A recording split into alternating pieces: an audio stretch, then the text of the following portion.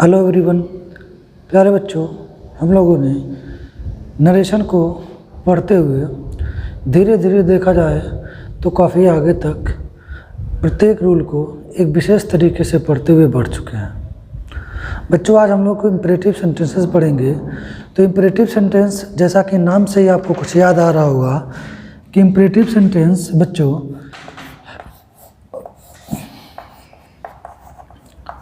Verb की first form plus object से शुरू होता है अथवा डू नॉट प्लस वर्ब की फर्स्ट फॉर्म प्लस ऑब्जेक्ट से शुरू होता है। शायद ये आपको पता होगा जब हम लोग टेंस पढ़ रहे थे या फिर काइंड्स ऑफ सेंटेंसेस को पढ़ा हुआ था। तो इम्परेटिव सेंटेंस यदि वाक्य की शुरुआत वर्ब की फर्स्ट फॉर्म से या फिर डू नॉट से होता है। इसमें जो सब्जेक्ट होता है, क्या होता है बच्चों? सब्जेक्ट के रूप में हम एज यू प्रयोग करते हैं और ये क्या होता है? हमेशा छिपा रहता है। अर्थात इम्परेटिव सेंटेंस में सब्जेक्ट यू छिपा रहता है, वाक्य दिखता नहीं। इसीलिए इसके साथ देखा जाए तो वर्ब की फर्स्ट फॉर्म से शुरू होते हैं और नेगेटिव में डू नॉट से शुरू होते हैं। शायद इतना हम लोगों ने चर्चा किया हुआ है या फिर इम्परेटिव सेंटेंस के बारे में जानते हैं। एक चीज़ और जानते हैं प्यारे बच्चों, ये जो इम्परेटिव सेंटेंस है ये भाव कितने देते हैं? भाव मतलब अर्थ, यहाँ का भाव मतलब अर्थ।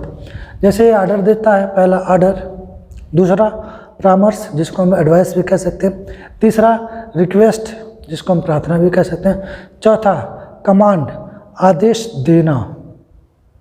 चौथा क्या है? कमांड आदेश देना। पांचवा अगर देखा जाए तो बच्चों पांचवा होता है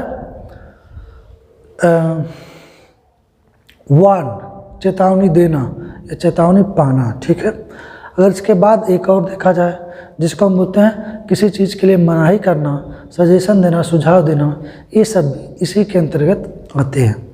तो आपको अभी तक इम्परेटिव सेंटेंस का जो बेस या फिर उसका अर्थ, उसके भाव या उससे संबंधित सेंटेंस कैसे होते हैं इसके बारे में जानकारी याद आ चुकी होगी या फिर आप जान रहे होंगे। आज हम लोग जो पढ़ेंगे इसमें क्या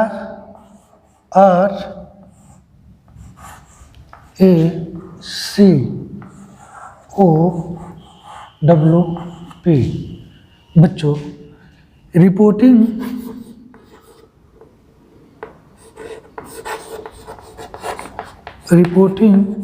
जो वर्ब है, मैं उसकी बात करूं, यानी रिपोर्टिंग वर्ब जो से होता है बच्चों, क्या होता है? से, या इसी को हम सेड बोलते हैं। क्या बोलते हैं? सेड। तो आप देखिए, आर का मतलब रिक्वेस्ट, आर का मतलब रिक्वेस्ट। अगर इसी में हम ईडी जोड़ देते हैं, क्या जोड़ते हैं? ईडी, तो रिक्वेस्टेड भी बोलते हैं इसको। देखा जाए ए का मतलब एडवाइस, ठीक।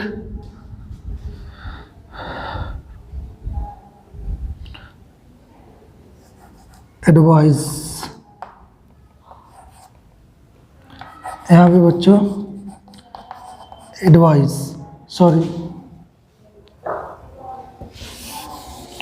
इसमें भी हम डी जोड़ देते हैं। क्या जोड़ देते हैं? डी। अगर तीसरे की बात करें, कमांड,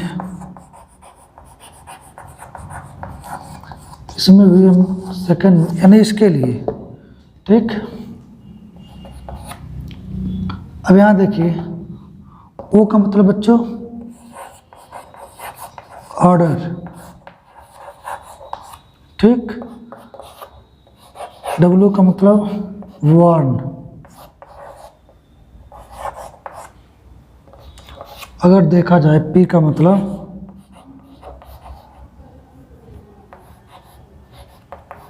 प्रोहिबिट।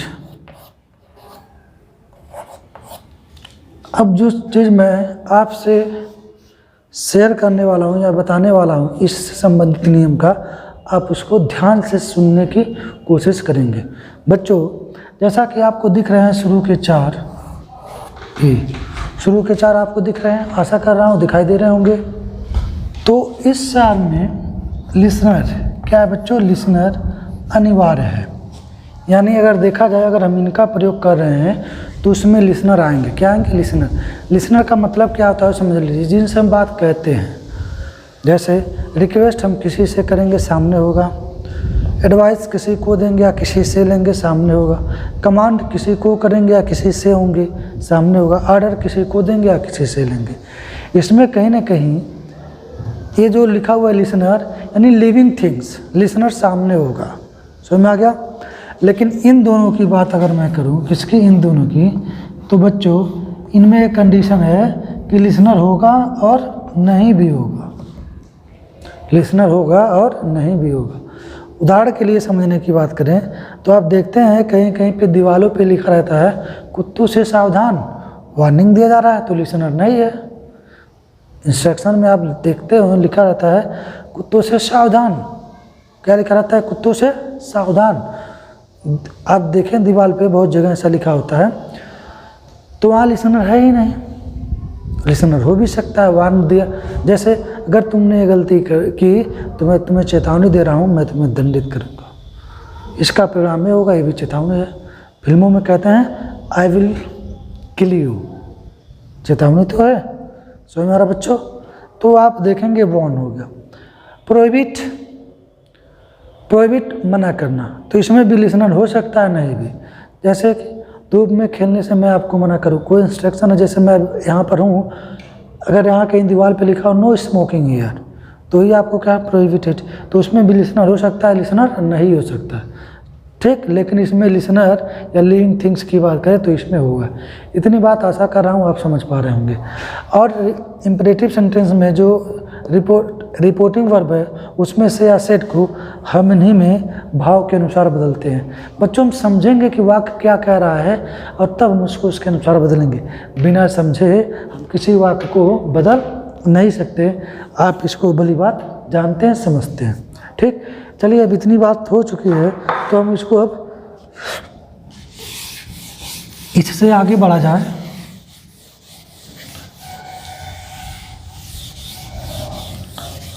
आगे बढ़ते हुए बच्चों पहले हम इसके पहले रूल की बात करते हैं, यानी इम्परेटिव सेंटेंस को समझते हैं आगे बढ़ते हुए। उससे पहले हम लोग इसके कंजक्शन की बात कर लें। बच्चों अभी तक असर्टिव में हमने दैट जोड़ा, क्या जोड़ा? दैट। इंट्रोगेटिव में इफ या वेदर या फिर जो क्वेश्चन वर्ड है वो। ठीक, इसमें हम लोग लिखेंगे टू। क्या लिखेंगे? टू। इन दोनों का प्रयोग इसमें भी नहीं होगा। टू का प्रयोग है, किसका? टू का।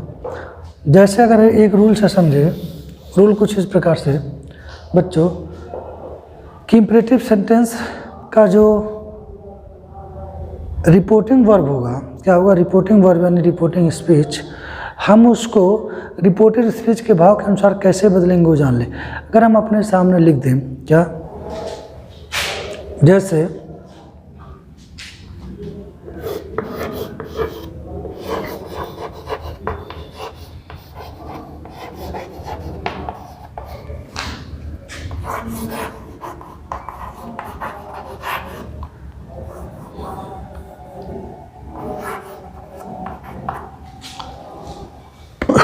सॉरी बच्चों,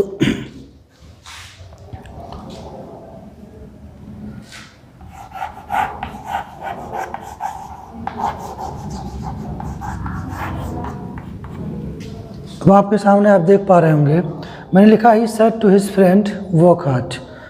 तो बच्चों यहाँ देखिए कामा और कामा के बाद यहाँ कोई सब्जेक्ट है नहीं है, तो इसको बनाने के लिए मैं अपने दोस्त से कहा कठिन परिश्रम करो। कोई भी कार्य अगर सफलता पाना चाहते हो तो उसमें थोड़ा कठिन परिश्रम करो।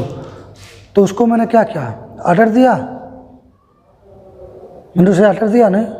कमांड किया? नहीं। चेतावनी दी? नहीं। प्रोहिबिटेड बना किया? नहीं। इसका मतलब मैंने उसे क्या किया? रिक्वेस्ट की, बाबू बाबू बाबू करके मैंने कहा कि करो। नहीं, हमने क्या कहा? उसको एडवाइस दिया। क्या दिया? एडवाइस। भाई करना हो करो, तो भाड़ में जाओ। क्या मतलब? तो एडवाइस के लिए तो जाएगा ही एडवाइज्ड हिज फ्रेंड। अब बच्चे देखो कॉमन का एक चीज़ जानो, यहाँ टू क्यों लगता है? आप देख लिए हो ना, कि एक बार मेन वर्ब जो हमारा सेकंड फॉर्म में आ गया है तो पूरे वाक्य में कहीं भी मेन वर्ब ना फर्स्ट फॉर्म में आएगा, ना थर्ड फॉर्म में आएगा, ना सेकंड फॉर्म में आएगा। ये ग्रामर का रूल है। एक बार मेन वर्ब आ गया तो अपने फर्स्ट फॉर्म में नहीं आएगा, लेकिन इससे पहले हम लिख दे टू, क्या लिख दे, टू वर्क हार्ड, तो ये आपका डायरेक्ट से इनडायरेक्ट बन गया। यानी इस वाक्य के शुरू से पहले जो वर्ब आपको दिखाई दे, कामा नोट कामा हटा के वहाँ हम क्या लिख दें, टू, ये डायरेक्ट से इनडायरेक्ट बन गया। चलिए दो एक उदाहरण और से समझेंगे।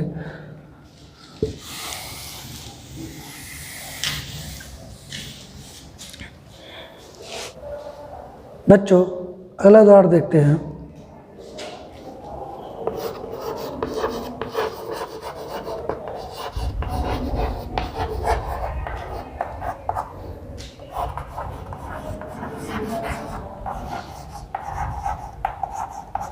कीप क्वाइट, अगला उदाहरण है कीप क्वाइट।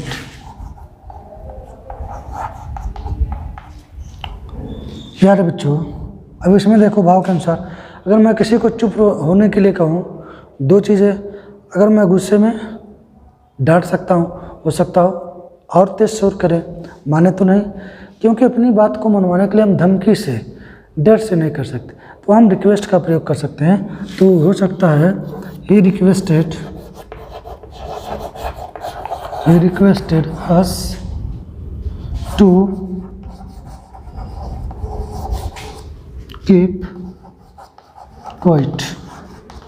ठीक, तो आप डायरेक्ट से इनडायरेक्ट इस प्रकार से बना सकते हैं, आप डायरेक्ट से डायरेक्ट इस प्रकार से बना सकते हैं। एक उदाहरण और लेते हैं।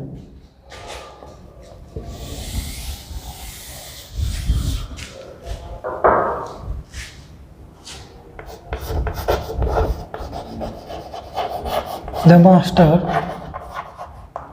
said to the servant,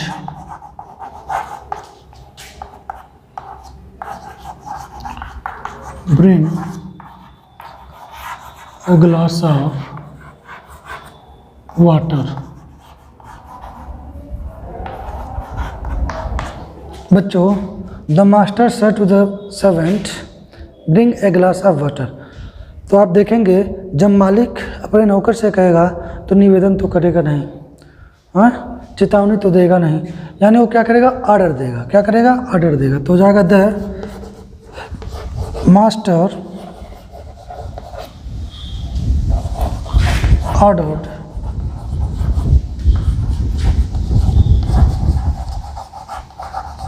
servant. अब यहाँ देखिए ब्रिंग है, उससे पहले हमने लिखा to bring a glass of water, a glass of water. बच्चों इस प्रकार से हम अगर ऐसे वाक्य जिसमें नॉट का प्रयोग न हुआ हो, हम ऐसे कर सकते हैं। इससे अधिक जानकारी या यूँ कहें इसका अगला रूल हम आने वाले अपने अगले क्लास में चर्चा करेंगे। तब तक आप जुड़े रहिए मुझसे, मेरे इस चैनल से, और जो कुछ भी आपको पढ़ाया जा रहा है उसका नोट्स बनाते रहें, क्योंकि यही चीज़ है जो आपके पास रहेगा। और यदि आप उसका सही से मूल्यांकन करते हुए अध्ययन करते हैं तो परीक्षा में कहीं ना कहीं इसका लाभ आपको मिलेगा। तो ये ठीक है, स्वस्थ रहिए, सुरक्षित रहिए, मस्त रहिए, बाय बाय।